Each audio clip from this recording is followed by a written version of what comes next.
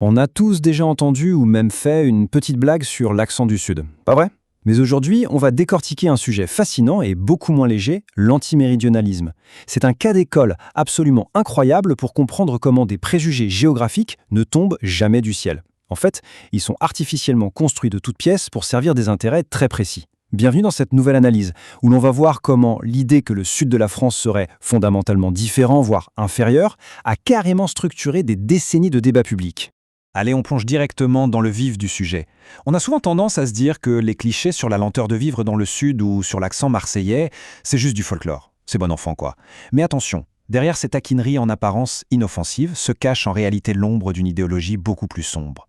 Ce qu'on prend pour une simple blague aujourd'hui porte les cicatrices d'une vraie hostilité historique. Concrètement, de quoi parle-t-on?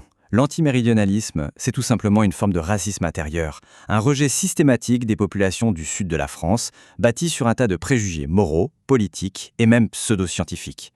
Et le plus fou, c'est que ce n'était pas juste un bruit de fond. Ce phénomène a atteint un pic de violence extrême sous la Troisième République, en gros entre 1870 et le début de la Première Guerre mondiale. Au programme de cette explication, on va suivre 4 étapes. D'abord, on va remonter aux origines du stéréotype. Ensuite, on verra comment c'est devenu une arme politique redoutable. Puis on abordera la racialisation de cette haine. Et enfin, on termine sur ce qu'il en reste aujourd'hui avec la glottophobie.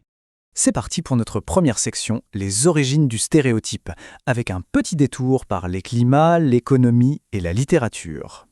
Alors, il faut savoir que ce préjugé a de très sérieux alibis intellectuels. Dès le XVIIIe siècle, des figures super respectées comme Montesquieu pondent ce qu'on appelle la théorie des climats. En gros, l'idée, c'est que le soleil ardent du midi rendrait les gens indolents et guidés par leur passion plutôt que par la raison.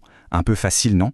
Au XIXe siècle, ça s'ancre dans l'économie. Le Nord s'industrialise à fond, pendant que le Sud reste surtout agricole. Du coup, on commence à dépeindre un Sud prétendument feignant qui vivrait sur le dos du Nord. Et pour couronner le tout, la littérature fiche cette image. Des personnages comme le fameux Tartarin de Tarascon d'Alphonse Daudet transforment le méridional en caricature absolue. Un gros fanfaron, excessif et incapable d'être sérieux.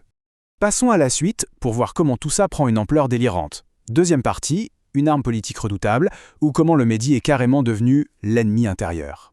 Maintenant, ce qui est vraiment intéressant avec cette diapositive, c'est ce chiffre, 28,3%. Sous la Troisième République, la droite nationaliste est en pleine paranoïa. Elle hurle sur tous les toits que le Sud a fait mainmise sur l'État en pointant du doigt des figures de gauche comme Léon Gambetta.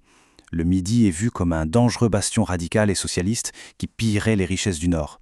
Sauf que la réalité historique est tout autre. Entre 1871 et 1914, seulement 28,3% des ministres venaient effectivement du Sud. Le décalage entre le fantasme du complot et la réalité statistique est juste hallucinant. Et cette stigmatisation, elle s'est nourrie d'événements tragiques qui ont été soigneusement manipulés.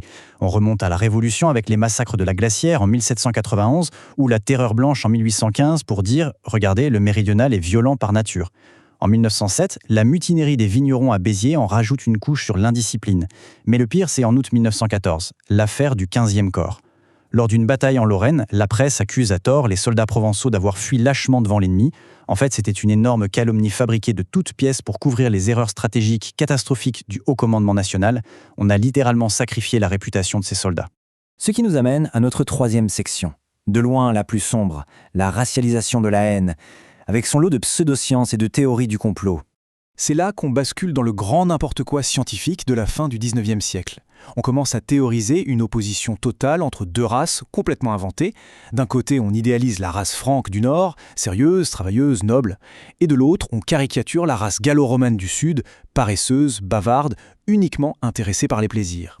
Pour bien comprendre le niveau d'extrémisme, il faut savoir que Gaston Méry, le type qui a inventé le mot racisme en France, affirmait le plus sérieusement du monde que le méridional était l'ennemi absolu de la nation. Et la folie ne s'arrête pas là. Il y a eu une véritable convergence avec l'antisémitisme de l'époque. Le fameux péril latin a été mélangé au mythe du complot juif. Des essayistes comme Édouard Drumont accusaient Gambetta de vouloir instaurer une république juive associant le Sud et les communautés juives dans un même délire de destruction de la France. Et le vernis médical a suivi. On avait des gens comme le docteur Répin, de l'Institut Pasteur s'il vous plaît, qui utilisaient la phrénologie pour affirmer que les crânes des méridionaux étaient biologiquement plus petits et donc moins aptes à réfléchir. C'est aberrant. Pour comprendre comment ces idées odieuses ont pu passer crème à l'époque, il faut relire les auteurs classiques. Dès 1748, Montesquieu écrivait ceci. Il lie carrément la géographie à la moralité. Ce genre de discours, écrit par l'un des esprits les plus respectés, a totalement normalisé l'idée que le Sud, géographiquement parlant, était une zone de déficience morale.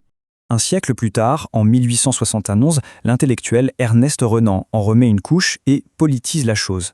Dans cette citation, on voit bien qu'il rend le Sud responsable de tous les maux de la France. Selon lui, sans la Provence ou le Languedoc, le pays serait parfait, sérieux et actif. C'est la définition même du bouc émissaire, blâmer une région spécifique pour les traumatismes de toute une nation.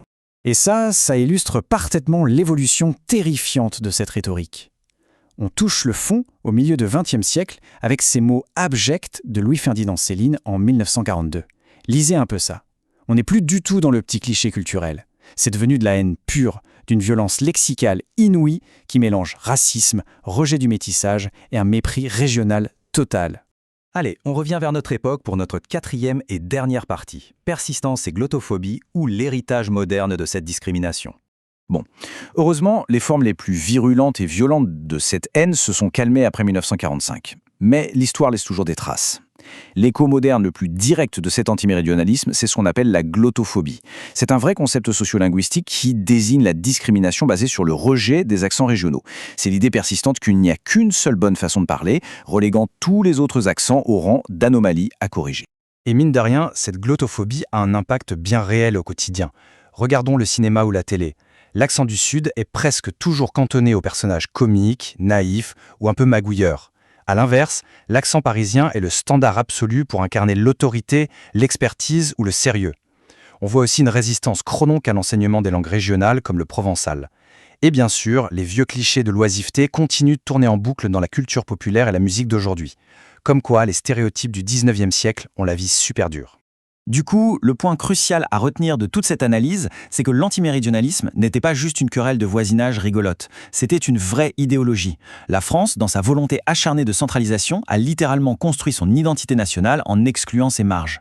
Elle a dévalorisé toute une partie de sa population pour mieux définir et imposer une norme unique. Pour terminer cette explication, on est en droit de se poser une sacrée question.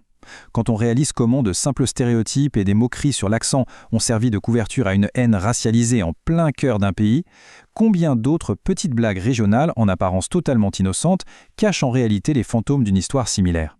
Ça donne carrément envie de tendre l'oreille avec un peu plus d'esprit critique face aux clichés du quotidien. Une réflexion fascinante à garder en tête la prochaine fois qu'on entendra une blague sur un accent.